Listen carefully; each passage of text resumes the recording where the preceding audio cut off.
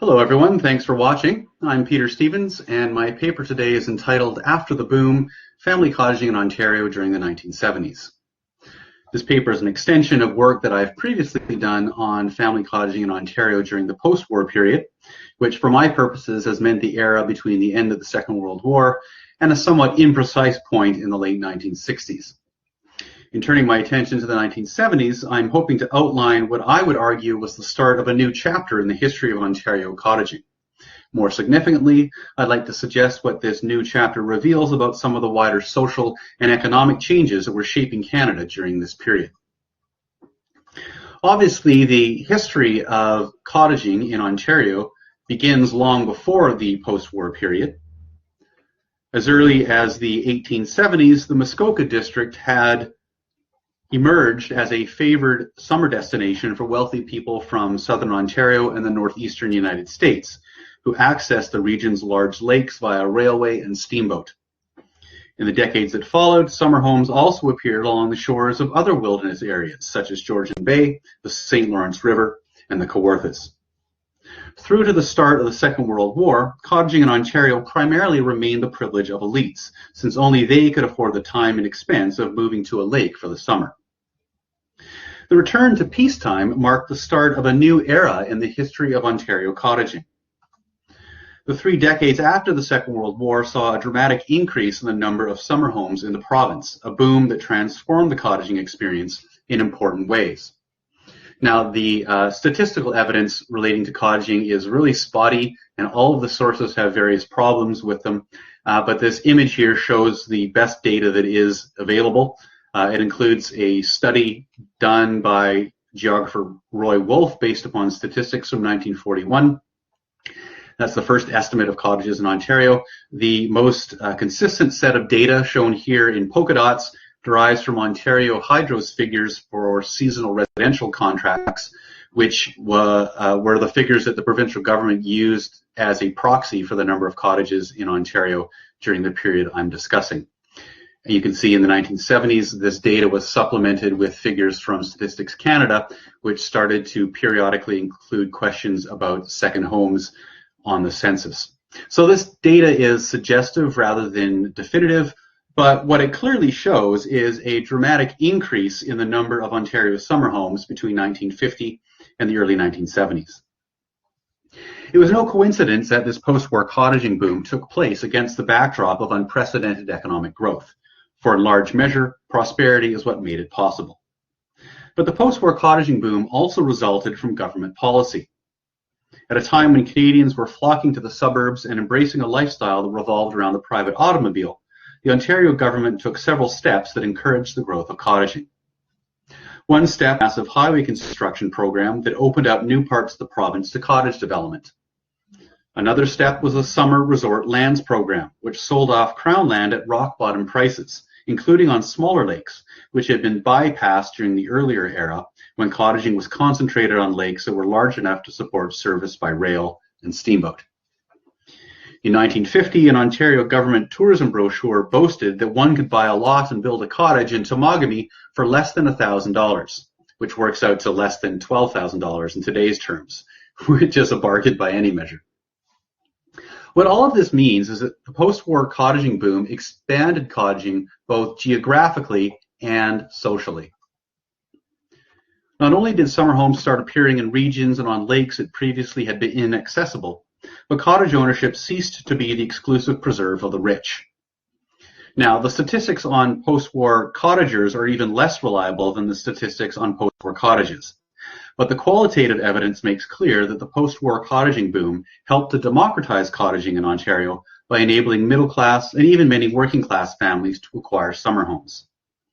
With some modest savings and passable carpentry skills, almost any man, it seemed, could become a cottage owner. And I say man here quite deliberately because in most families, husbands and fathers are the driving force behind the decision to buy or build a summer home. There are many different dimensions to the post-war cottaging experience, but for the purposes of this paper, I'd like to emphasize just a few of them. First, vacation homes were part and parcel of the culture of consumption that triumphed during the post-war years.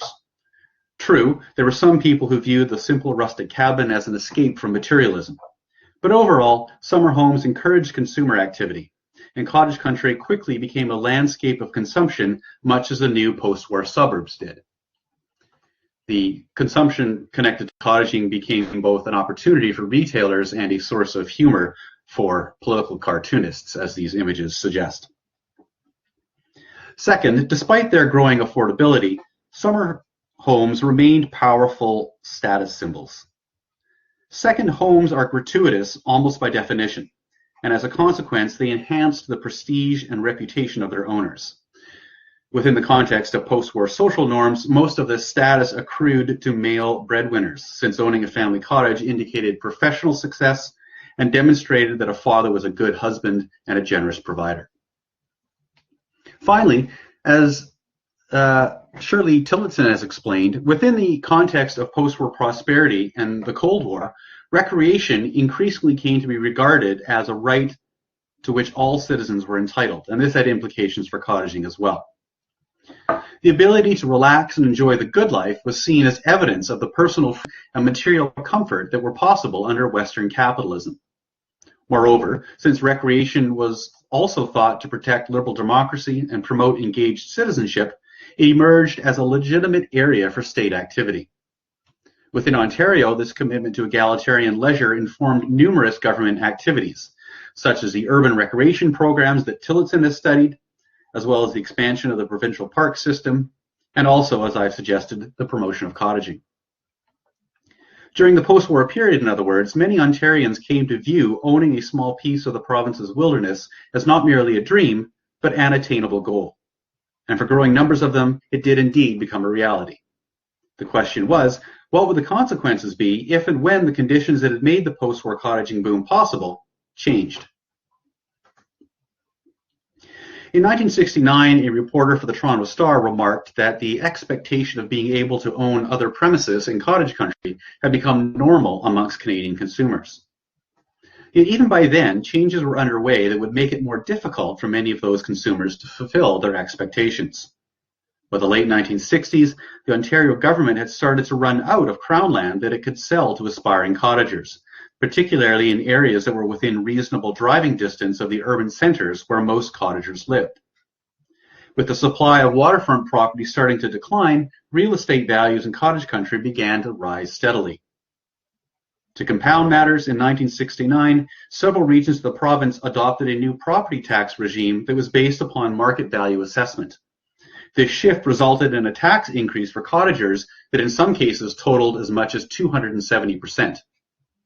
Thus, even before the economic downturn of the early 1970s, cottage ownership was once again falling out of reach for many people who desired it. The prospects grew even dimmer with the recession of the 1970s.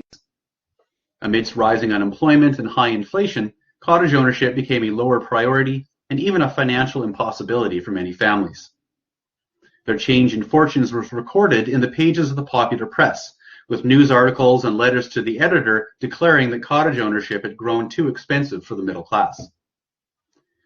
By 1977, the Financial Post was noting that with cottage prices now matching those of city houses, the recreational real estate boom was all but over. This conclusion is confirmed by the available statistics. While the overall number of cottages in Ontario continued to rise from the mid-1970s onwards, it did so at a gradual pace that was in sharp contrast to the rapid growth of the post-war period. The diminishing supply and rising costs of cottage lands in Ontario prompted a wide range of responses from the province's citizens, writers, entrepreneurs, and policymakers. Some commentators, perhaps making a virtue of necessity, insisted that their inability to secure summer homes was of no relevance whatsoever because they really didn't want to go cottaging anyways. Such claims appeared in mainstream media with growing frequency during the 70s, with journalists and their interviewees enumerating the various ways in which cottaging was, in the language of the day, a drag. While some described their aversion to battling traffic out of the city, others objected to the extra maintenance work that came with owning a recreational property. Most, however, pointed to the many cultural activities and amenities that came with Toronto's growing maturity and sophistication as a city. As the Toronto Star argued in 1972, It may come as a bit of a shock to people who flee to the cottage country, but this city in the summertime offers an amazing number of good reasons to stay home. 4 years later, one of the paper's readers made much the same point, writing that Toronto is no longer the kind of place that residents must vacate on weekends in order to enjoy themselves. No doubt there was an element of truth to some of these claims, since cottaging had never appealed to everyone. But many people did have a genuine desire to escape from ordinary urban life now and again. And if cottage ownership was no longer realistic for these people, then other options were needed. Fortunately, representatives of the emerging leisure industry were eager to offer suggestions.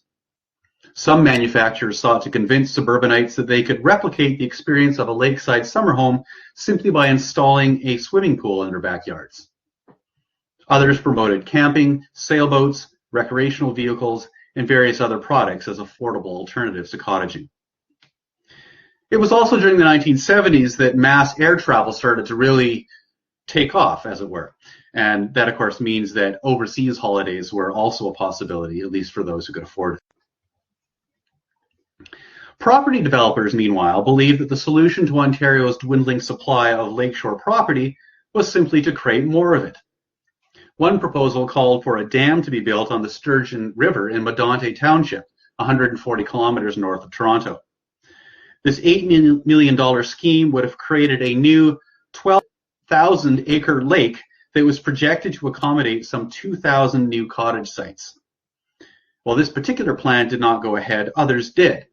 For example, on Lake Simcoe, developers dug a network of artificial waterways into a natural swamp in order to create a condominium-style resort town with over 450 lots.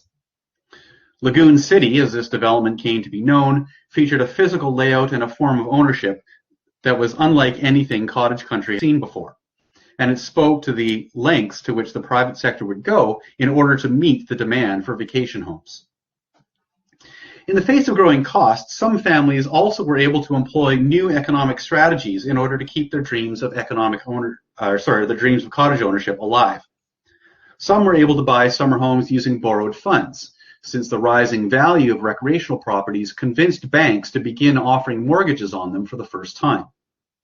Also, when the federal government introduced the capital gains tax in 1971, it excluded principal residences from the tax. However, a married couple could avoid taxes further by listing one spouse as the owner of their urban home and the other spouse as the owner of their summer home. In this way, the capital gains tax dovetailed with the appreciating worth of cottages to make them more attractive as investment properties. Finally, the increased participation of women, especially middle-class women, in the paid workforce likely offered another means by which some families reached their goals. Now, admittedly, I'm speculating here, but it wouldn't surprise me if further research reveals that some married women entered or returned to the workforce precisely so that their families could afford to buy a cottage. And this last example points to another key observation, which is that the heightened cost of cottage ownership also transformed the ways that Ontarians actually use their summer homes. During the post-war period, the typical pattern of use saw mothers and their children spend their entire summer at the family cottage, with fathers staying in the city to work and then commuting to the lake for the weekend. But this pattern started to recede in the 1970s, when even many middle-class families came to depend on two incomes. For families in which the mother was also required to stay in the city due to work commitments, visits to the cottage would have been reduced to weekends and vacations rather than lasting the entire summer. Although on the other hand, when I was conducting interviews with cottage owners, I spoke with several women who were school teachers, and by having the summers off, they were able to continue with the sort of traditional post-war pattern of cottage use. Yet if some families were now spending less time at the cottage during the summer months than earlier generations had, there was some compensation. And that's because the growing cost of cottage ownership also ushered in a second and more significant change. Historically, summer homes, as the term suggests, had been used exclusively during the warmest months, generally from the May long weekend until Thanksgiving Day in the fall. But by the 1970s, it no longer made financial sense to build and maintain a second home that could only be used for a few months of the year. Moreover, thanks to the proliferation of the snowmobile during the 1960s, it was now possible to access cottages even in the middle of winter. Thus, during the 1970s, the family cottage began its evolution from summer home into year-round recreational residence. Owners increasingly winterized their older existing cottages or converted them into permanent homes that they planned to move into for good once they retired. And from this point onwards, new cottages in Ontario would be designed and built to be used 12 months of the year. Now, I'd like to end my talk today by briefly mentioning one final way that the 1970s were an important decade in the history of Ontario cottaging. As I explained earlier, Ontario's post-war cottaging boom started to taper because of a growing shortage of suitable waterfront land. Put another way, the boom came to an end because there were some real environmental limits to cottage development. But the 1970s also revealed the environmental limits of cottaging in another sense as well. The conversion of cottages into year-round recreational homes only exacerbated a problem that had been growing throughout the post-war period. And the problem was this. The outhouses and septic tanks into which cottagers deposited their waste matter frequently malfunctioned and leached right back into the lake. In the short term, this leaching caused a health hazard since cottagers often drank the lake water directly. Over the long term, it changed the biochemistry of the lake, destroying animal habitats and creating algae blooms that were unsightly and smelly and that made the lake unsuitable for swimming and other recreational activities.